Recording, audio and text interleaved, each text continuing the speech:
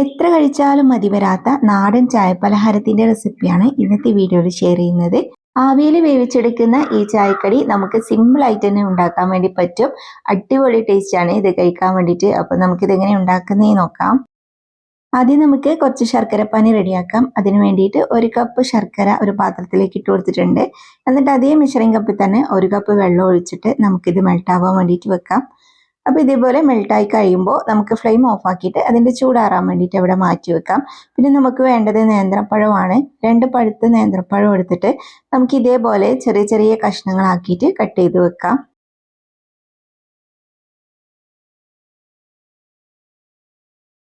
രണ്ട് നേന്ത്രപ്പഴം ഇതുപോലെ ചെറിയ ചെറിയ കഷ്ണങ്ങളാക്കി വെച്ചതിന് ശേഷം നമുക്കൊരു പാത്രം അടുപ്പിലേക്ക് വെച്ചിട്ട് അതിലേക്ക് 2 ടീസ്പൂൺ നെയ്യിട്ട് കൊടുക്കാം. നെയ്യാണ് കൂടുതൽ ടേസ്റ്റ്. നെയ്യില്ലെങ്കിൽ നിങ്ങൾ കുറച്ച് വെളിച്ചെണ്ണ എടുത്താലും മതി. അപ്പോൾ അത് ചൂടായി കഴിയുമ്പോൾ അതിലേക്ക് നമുക്ക് കുറച്ച് അണ്ടിപ്പരിപ്പും മുന്തിരിയും കൂടി ഒന്ന് വറുത്തിട്ട് കോരി മാറ്റി വെക്കാം. ഇതിൻ്റെ കൂടെ വേണമെങ്കിൽ നിങ്ങൾക്ക് കുറച്ച് ഡ്രൈ ഫ്രൂട്ട്സോ അല്ലെങ്കിൽ വേറെ ഏതെങ്കിലും നട്ട്സ് എല്ലാം ഉണ്ടെങ്കിൽ ഇട്ട് കൊടുക്കാം.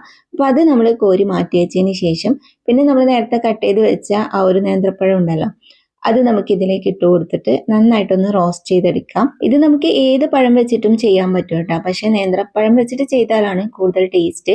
അപ്പോൾ നമ്മൾ ഇത് നല്ല പോലെ വറുത്തിട്ട് നല്ലൊരു കളറെല്ലാം ചേഞ്ച് ആയിട്ട് വരുന്ന സമയത്ത് നമുക്കതിലേക്ക് കുറച്ച് തേങ്ങയും കൂടി ചേർത്ത് കൊടുക്കാം. തേങ്ങയും കൂടി ചേർത്താൽ നമ്മുടെ ഈ ഒരു സ്നാക്കിന് നല്ല ടേസ്റ്റാണ്. അപ്പോൾ നമ്മൾ നേരത്തെ അളവെടുത്ത ആ ഒരു മെഷറിംഗ് കപ്പിൽ തന്നെ 1 കപ്പ് തേങ്ങയാണ് കേട്ടോ ഞാൻ ഇതിലേക്ക് ഇട്ട് കൊടുത്തത്. എന്നിട്ട് നമുക്ക് ലോ ഫ്ലെയിമിൽ ഇട്ടിട്ട് ഒന്നങ്ങ് മിക്സ് ആക്കിയിട്ട് കൊടുക്കാം. ആ സമയത്ത് ഇതേപോലെ നമ്മൾ പഴം ഇങ്ങനെ ഒന്ന് ഉടച്ചു കൊടുക്കണേ. ഇടയ്ക്കിടയ്ക്ക് നമ്മൾ പഴം ഒന്ന് ഉടച്ചു കൊടുക്കണം. അപ്പോൾ നമ്മുടെ പഴവും തേങ്ങയെല്ലാം ഒന്ന് വറുത്തെടുത്ത് കഴിഞ്ഞാൽ അതിലേക്ക് നമുക്ക് ശർക്കരപ്പാനി ചേർത്ത് കൊടുക്കാം.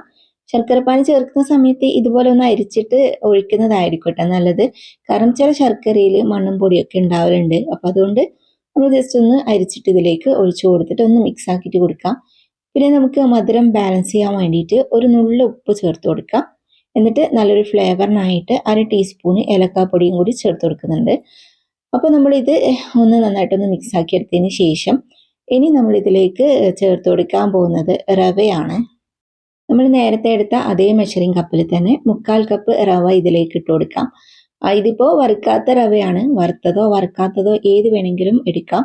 അപ്പോൾ നമ്മളൊരു ലോ ഫ്ലെയിമിൽ വെച്ചിട്ട് ഇത് നന്നായിട്ടൊന്ന് മിക്സ് ആക്കിയിട്ട് കൊടുക്കാം. അപ്പോൾ ശർക്കരപ്പാനി വറ്റി വരുന്നത് വരെ നമുക്കിതിങ്ങനെ ഇളക്കി കൊടുക്കാം. അതിന് കൂടെ തന്നെ പഴം നമുക്ക് ഉടച്ചു കൊടുക്കുകയും കൂടി ചെയ്യാം. ഇത് റവ ആയതുകൊണ്ട് പെട്ടെന്ന് തന്നെ വറ്റിയിട്ട് ഡ്രൈ ആയിട്ട് വരും. അപ്പോൾ ഇത് വറ്റി വരുന്ന സമയത്ത് നമുക്ക് അതിലേക്ക് അണ്ടിപ്പരിപ്പും മുന്തിരിയും കൂടി ചേർത്തിട്ട് ഒന്നും കൂടി മിക്സ് ആക്കിയിട്ട് കൊടുക്കാം. ഇതുപോലെ ഇങ്ങനെ പാനിൽ നിന്ന് വിട്ട് വരുന്ന സമയത്ത് നമുക്ക് ഫ്ലെയിം ഓഫ് ആക്കാം. അപ്പോൾ അതിൻ്റെ ചൂടെല്ലാം പോയതിന് ശേഷം ഇനി നമുക്ക് ഒരു വാഴയില എടുത്തിട്ട് അത് നല്ലോണം കഴുകി വൃത്തിയാക്കിയിട്ട് അതിലേക്ക് നമുക്ക് കുറച്ചിട്ട് കൊടുക്കാം. നമുക്ക് ആവശ്യമുള്ള അത്രയും ഇട്ട് കൊടുത്തതിന് ശേഷം നമുക്ക് ഒരു സ്പൂണോ മറ്റോ വെച്ചിട്ട് ഇതുപോലെ ഒന്ന് ലെവലാക്കിയിട്ട് കൊടുക്കുക. അല്ലെങ്കിൽ കൈ വെച്ചിട്ട് ചെയ്താലും മതി. അപ്പോൾ ഇതേപോലെ ഒന്ന് ഷേപ്പ് ആക്കിയിട്ട് കൊടുത്തതിന് ശേഷം 2 സൈഡിൽ നിന്നും ഇതുപോലെ ഫോൾഡ് ചെയ്ത് കൊടുക്കുക. അപ്പോൾ ഇതേപോലെ തന്നെ നമ്മളെല്ലാം വാഴയിലയിൽ ഇതേപോലെ മടക്കിയിട്ട് വെക്കാം. ഇത് മൊത്തം ഞാൻ റെഡിയാക്കി എടുത്തിട്ടുണ്ട്. ഇനി നമ്മളിത് ആവിയിൽ വേവിച്ചെടുക്കുകയാണ് ചെയ്യുന്നത്. അപ്പോൾ ഇതേപോലെ വാഴയിലയിൽ വെച്ചിട്ട് ആവിയിൽ വേവിച്ചെടുത്താൽ ഇതിന് വേറെ തന്നെ ഒരു പ്രത്യേക ടേസ്റ്റാണ് കേട്ടോ. അപ്പോൾ നമുക്ക് ഇഡ്ഡലി ചെമ്പിൽ കുറച്ച് വെള്ളം ചൂടാക്കിയതിന് ശേഷം ഇതൊക്കെ അതിലേക്ക് വെച്ച് കൊടുത്തിട്ട് ഒരു 10 മിനിറ്റ് വേവിച്ചാൽ മാത്രം മതി. 10 മിനിറ്റ് കൊണ്ട് തന്നെ ഇത് നല്ലോണം കുക്കായിട്ട് വരും. ഇതിൻ്റെ ചൂടെല്ലാം പോയതിന് ശേഷം നമുക്കിത് പുറത്തേക്ക് എടുക്കാം. അപ്പോൾ നമുക്ക് തുറന്നിട്ട് ഇത് എങ്ങനെയുണ്ട് എന്ന് നോക്കാം. അപ്പോൾ ഇത് കാണുന്ന പോലെ തന്നെയാണ്, കഴിക്കാനും നല്ല സൂപ്പർ ടേസ്റ്റാണ്. നേന്ത്രപ്പഴവും അണ്ടിപ്പരിപ്പും മുന്തിരിയും തേങ്ങയും ഒക്കെ കൂടിയിട്ട് ഒരു പ്രത്യേക ടേസ്റ്റാണ്. നമുക്ക് സ്കൂൾ വിട്ട് വരുന്ന കുട്ടികൾക്കെല്ലാം ഇടയ്ക്കൊക്കെ ഇതുപോലെ ഇങ്ങനെ വെറൈറ്റി ആയിട്ട് ഉണ്ടാക്കി കൊടുക്കാം. അവർക്ക് എന്തായാലും ഇഷ്ടമാവും. കുട്ടികൾക്ക് മാത്രമല്ല എല്ലാവർക്കും ഇഷ്ടപ്പെടുന്ന ഒരു റെസിപ്പിയാണ്.